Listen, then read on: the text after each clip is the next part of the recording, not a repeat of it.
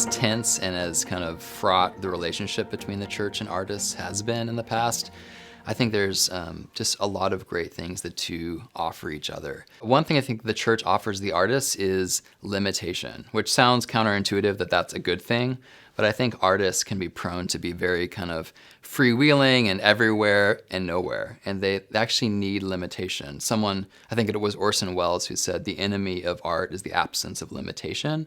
So you actually thrive as an artist when you have limitation. And I think the church offers a place where you can be grounded, where you can be focused.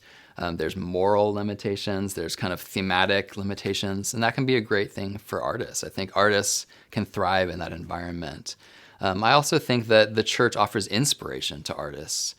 Throughout Christian history, the church has been a source of major inspiration for artists. If you think back to Michelangelo and the Sistine Chapel and the great composers of sacred music.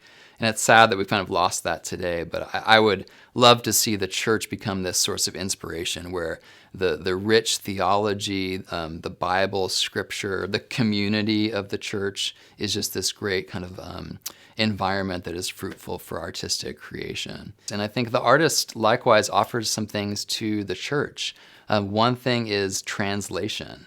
I think artists can be a great kind of ambassador, translator between the church and the culture, especially in like a post-Christian culture where increasingly the church and the culture are kind of miles apart and they're a little bit indecipherable to each other. Artists can be a great intermediary to help translate what's going on in the culture because artists have a pulse on that. They sense the questions and the things that are in the ether in the culture, and they can translate that to the church in a really productive way.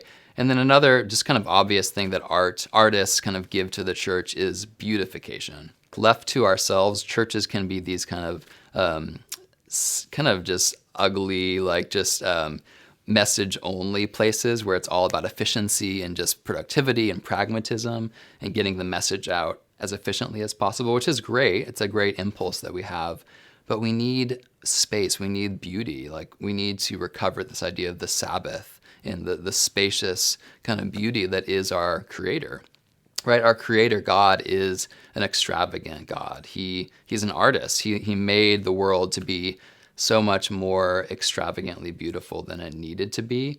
And as people who worship a God like that, we need to manifest that in our churches, in our lives, and artists remind us of that. They help slow us down and focus on beauty and just kind of, just abundance rather than just mere kind of utility.